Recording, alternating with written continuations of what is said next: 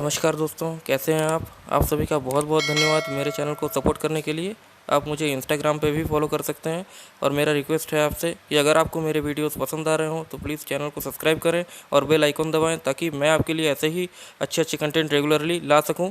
और आज के हमारा वीडियो का टॉपिक होगा भाई पावर फैक्टर। पावर फैक्टर क्या है और उसके क्या एडवांटेजेस हैं और क्या डिसएडवांटेजेस हैं, ये मैं आपसे शेयर करने वाला हूँ। ठीक है भाई, तो वीडियो को स्टार्ट करते हैं। आप उससे पहले लाइक कर दीजिए।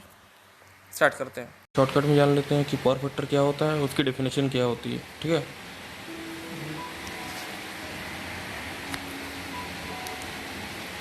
The cosine angle between voltage and current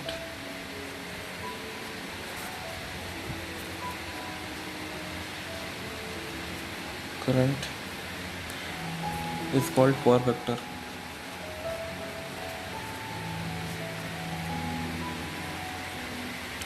तो ये हुई हमारी definition, the cosine angle between voltage and current is called power factor.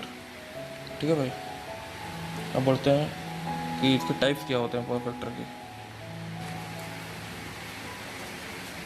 Types of power factor. तो पहला होता है हमारा type unity power factor. Unity power factor. और दूसरा होता है lagging power factor. Lagging power factor. और जो थर्ड होता है वो हमारा होता है leading power factor. Leading power factor. ये हो गया हमारे types, unity power factor, lagging power factor and leading power factor. Unity power factor जो सबसे अच्छा माना जाता है वो हमारा 1 होता है, वो सबसे अच्छा माना जाता है। और लैगिंग पावर फैक्टर जो हमारा पुअर पावर फैक्टर होता है, जैसे 0.6 0.5 जो एकदम से बेकार होता है, उसको लैगिंग पावर फैक्टर बोला जाता है। और लीडिंग पावर फैक्टर मतलब थोड़ा सा अच्छा, उसको लीडिंग पावर फैक्टर बोला जाता है। ये ठीक है भाई। अब ये जान लेते हैं कि पावर फैक्टर की कंडीशन क्या होती है। तो ये हमारी जैसे इंडिया में फ्रीक्वेंसी चलती है, इंडिया में फ्रीक्वेंसी वोल्टेज की 50 हर्ट्ज़, यानी 1 सेकंड में 50 बार ऑन ऑफ होना। यानी हम इससे अगर कोई इलेक्ट्रिकल इक्विपमेंट चला रहे हैं तो वो 50 बार ऑन और ऑफ होती है, उसको हम 50 हर्ट्ज़ की फ्रीक्वेंसी मान लेते हैं। ठीक है, जितनी भी होगी 60 70 हर्ट्ज़, तो वो उतनी बार स्विचिंग हो जाएगी, ऑन ऑफ हो जाएगी। ठीक है भाई, जैसे कि हमारी साइकिल है,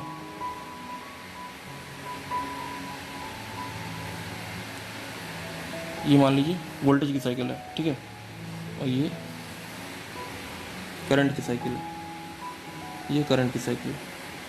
ठीक है, ये हो गई वोल्टेज की, ये करंट आई से डिनोट करते हैं, वोल्टेज को बी से डिनोट करें। ठीक है भाई, तो ये जो ऊपर वाली फ्रीक्वेंसी है ये हमारी मान लेते हैं प्लस की है, और नीचे माइनस, फिर प्लस, फिर माइनस, फिर प्लस, फिर माइनस, ऐसे चलता रहता है। तो प्लस की अवस्था में जो प्लस की पोजीशन होगी उसमें बल्ब ग्लो होगा, और जो नेगेटिव की पोजीशन है उसमें बल्ब नहीं ग्लो होगा। ये ऐसे ही साइकिल चलता रहता है, on off on off on off, ये प्रतिक्रिया जारी रहती है, प्रोसीजर कंटिन्यूसली वर्क करता रहता है। ठीक है, और नीचे ये जो करंट की साइकिल ये ऐसे ही होगी। ये दोनों ग्राफ हमने अलग अलग बनाए, ये एक ही साथ आपको शो करना होगा। ठीक है, मैं सो अलग एक ही में दिखाता हूँ, तीसरा बनाता हूँ। ठीक है, अब जैसे मान लीजिए ये हमारी साइकिल है, ये करंट की साइकिल है और इसमें ही वोल्टेज की साइकिल जा रही है, ये वोल्टेज की साइकिल है। ठीक है, तो ये जो करंट और वोल्टेज की साइकिल के बीच में जो डिफरेंस आता है, तो ये जो करंट और वोल्टेज के बीच में जो डिफरेंस आता है उसी को हम पीएफ यानी पावर फैक्टर कहते हैं। इसका शॉर्ट फॉर्म होता है पीएफ, इसी को पावर फैक्टर कहते हैं, डिफरेंस को, बस और कुछ नहीं। ये आप शॉर्ट फॉर्म में समझिए, यही पावर फैक्टर होता है और कुछ नहीं। ठीक है, ठीक है भाई, यहाँ तक तो आपको बहुत अच्छे से समझ में आ गया होगा। अब बढ़ते हैं थोड़ा सा और वीडियो के आगे, कुछ नई चीज़ भी आपको बताने जा रहा हूँ। ठीक है भाई, अब इसमें कई तरह के अपने पावर फैक्टर सुने होंगे, जैसे 0.8, 0.9, 0.6 या फिर 1। तो सबसे अच्छा पावर फैक्टर तो ये हो गया 1, जो यूनिटी पावर फैक्टर होता है। ठीक है, सबसे अच्छा।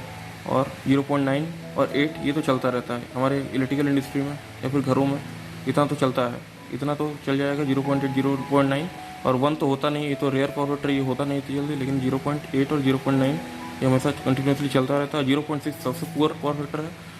अगर सबसे पुअर पावर फैक्टर हो तो करंट ज़्यादा लेने लगेगा मोटर, और हमारी जो कंजप्शन है वो ज़्यादा बढ़ जाएगी, और जो इलेक्ट्रिकल कंपनी हमसे ज़्यादा पेनल्टी करेगी, चार्ज करने लगेगा। ये इसका पूरा मैटर हो जाता है। यानी कि 0.6 ही हमारा लैगिंग पावर फैक्टर है। ये लैगिंग पावर फैक्टर इसी को बोला जाता है। और इसमें भाई टाइप्स ऑफ लोड, जैसे लोड के प्रकार भी जान लेते हैं कि कौन सा पावर फैक्टर को डिस्टर्ब करेगा, कौन सा नहीं करेगा, कौन सा मेंटेन करेगा, ये भी जान लेते हैं। जैसे types of load there are 3 types of load. Number 1 resistive load, second is inductive load, and third one is capacitive load। अब ये देखिए, मान लीजिए रेजिस्टिव लोड, इंडक्टिव लोड और कैपेसिटिव लोड है। अब एक मोटर को अगर हम मान लीजिए चला रहे हैं, ये हमारा सिंगल फेस की मोटर एग्जाम्पल के तौर पर ले रहे हैं। ये मोटर, इसको हमने इधर से न्यूट्रल दिया और इधर से फेस दिया, तो ये रन हो रहा है, चलने लगा।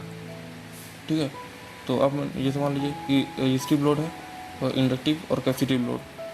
अब रेजिस्टिव लोड में आ जाएगा हमारा इलेक्ट्रिकल हीटर जिसे हम कुकिंग पर्पज से भी यूज़ करते हैं। इलेक्ट्रिकल हीटर जो कि बेसिकली नाइक्रोम का होता है, नाइक्रोम वायर का यूज़ किया जाता है इसमें। और इंडक्टिव लोड जो कि हमारा, हम कह सकते हैं इलेक्ट्रिकल मोटर होता है, जो कि सिंगल फेस का भी हो सकता है एंड 3 फेस का भी हो सकता है। सिंगल फेस वो मोटर जिसमें एक फेस की सप्लाई देते हैं और एक न्यूट्रल देते हैं, यानी 220 वोल्ट को कनेक्ट करते हैं, फेस और न्यूट्रल देके तो वो रन करने लगता है। वो हमारी सिंगल फेस की मोटर हो गई। और 3 फेस की मोटर वो हो गई जिसमें हम 3 फेस का इस्तेमाल करते हैं और एक न्यूट्रल का इस्तेमाल करते हैं, यानी TPN, 3 फेस प्लस 1 न्यूट्रल। एक न्यूट्रल देते हैं और 3 फेस की सप्लाई देते हैं, 220 वोल्ट RYB और न्यूट्रल। तो वो 400 वोल्ट के करीब, 415 वोल्ट के करीब जो ऑपरेट होता है वो हमारी 3 फेस की मोटर कहलाती है। ठीक है भाई। एंड कैपेसिटिव लोड वो होता है जिसमें हम कैपेसिटर का यूज़ करते हैं,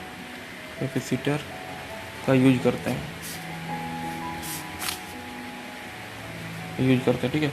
कैपेसिटिव लोड जिसमें कैपेसिटर का यूज़ होता है।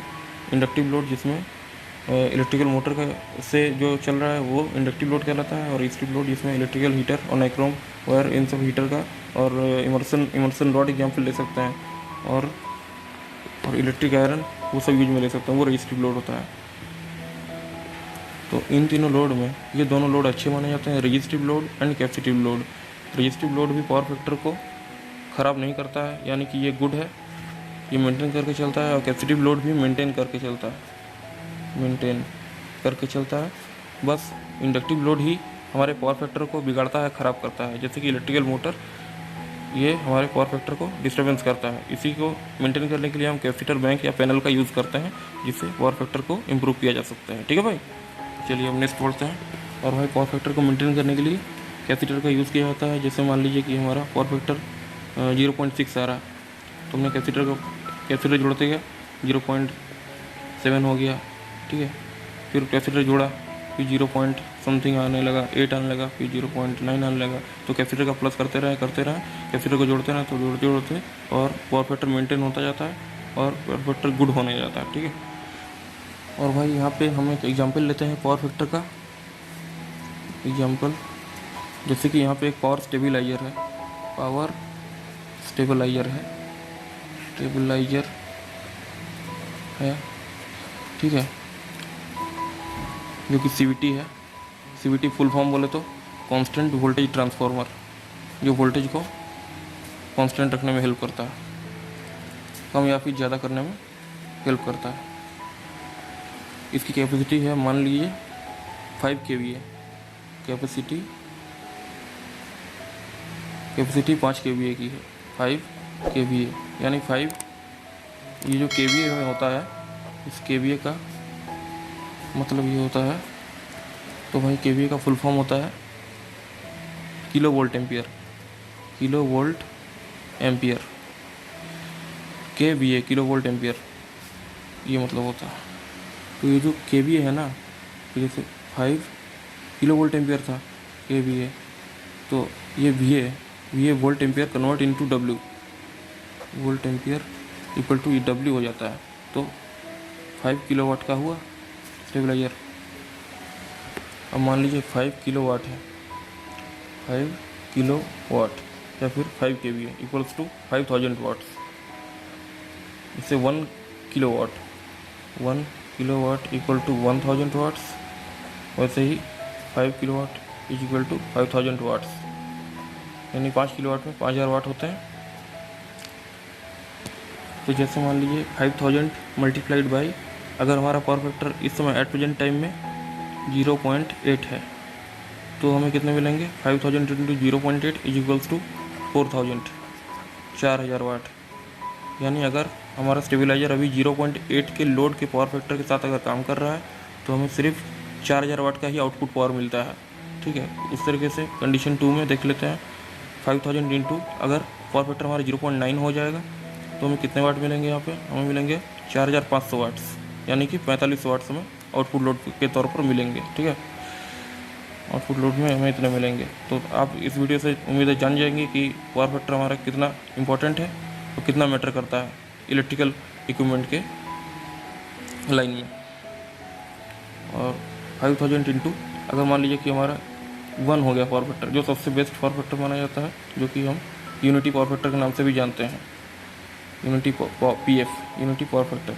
तो अगर 1 हो जाता है तो सीधे सीधे हमारा हो गया 5000 वाट्स। अगर 1 हो जाएगा तो पूरे आउटपुट मिलेंगे 5000 वाट इज इक्वल्स टू 5000 वाट, पूरे आउटपुट मिलेंगे। तो सबसे बेस्ट हो गया ये। तो भाई अब हम ये जानेंगे कि इसके पावर फैक्टर के क्या क्या नुकसान होते हैं। ठीक है, disadvantage of low power factor. ठीक है भाई, जैसे कि पहला पॉइंट हमारा हो गया large KVA rating and size of electrical equipments. Large KVA rating and size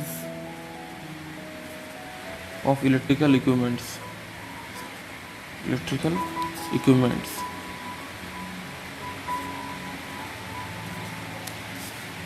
ठीक है, यानी कि हमारा अगर 100 किलोवाट का लोड चलाना है, उसको हमको अगर DG से ऑपरेट करना है या ट्रांसफार्मर से ऑपरेट करना है तो 100 किलोवाट का ही तो चाहिए होगा। लेकिन अगर लार्ज KVA रेटिंग है तो फिर हमें उससे ज़्यादा का ट्रांसफार्मर चाहिए होगा। जैसे 100 किलोवाट का लोड को चलाना है तो 125 KVA 135 KVA का ट्रांसफार्मर के रेटिंग को यूज करना पड़ेगा, तब हमारा उस लोड को ऑपरेट करा पाएंगे हम। ठीक है भाई, सेकंड हो गया फिर greater conductor size and cost. Greater conductor size and cost. ठीक भाई, greater conductor size and cost. तो ये क्या होता है? जैसे मान लीजिए ये हमारा पावर फैक्टर अगर डिस्टर्बेंस होता है तो हमें ज़्यादा करंट की आवश्यकता होती है। जैसे अगर पावर फैक्टर ख़राब होगा किसी इलेक्ट्रिकल लोड में तो ऑटोमेटिक पावर फैक्टर बढ़ने के कारण, ख़राब होने के कारण और एम्पियर ज़्यादा लेने लगेगा कंडक्टर, तो इसीलिए हमें वायर और केबल की साइज़ बढ़ानी पड़ेगी। तो इसलिए greater conductor size and cost भी बढ़ेगा और कंपनी को पेनल्टी अलग देनी पड़ जाएगी, वो बात अलग। एंड थर्ड पॉइंट है penalty from electrical supply company. Penalty from electrical supply company.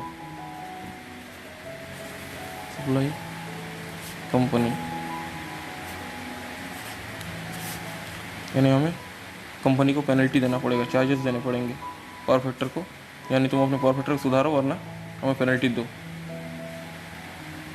और चौथा पॉइंट हमारा हो गया लो एफिशिएंसी, यानी हमें एफिशिएंसी बहुत कम मिलेगी, लो एफिशिएंसी। और फिफ्थ पॉइंट हो गया कि इक्विपमेंट यानी कि जो हमारा इलेक्ट्रिकल इक्विपमेंट है उसकी लाइफ लंबी नहीं रहेगी। इक्विपमेंट लाइफ लॉन्गर, वो इलेक्ट्रिकल, यानी कि इसका मतलब है इससे इलेक्ट्रिकल इक्विपमेंट की लाइफ ख़राब होती है, क्योंकि जब ज़्यादा करंट लेने लगेगा इस कंडीशन में मोटर, तो उसकी ऑटोमेटिकली कॉइल हीट होगा और इंसुलेशन भी जो उसमें मोटर के ऊपर की जाती है वो भी उतर जाएगा। तो इससे मोटर ज़्यादा हीट होगा, मोटर जल्दी जलने के चांसेस बढ़ जाते हैं। तो इसके नुकसान इतने हैं। यानी अगर हम एक लोड चला रहे हैं 10 किलोवाट का, 10 किलोवाट, 10 किलोवाट का,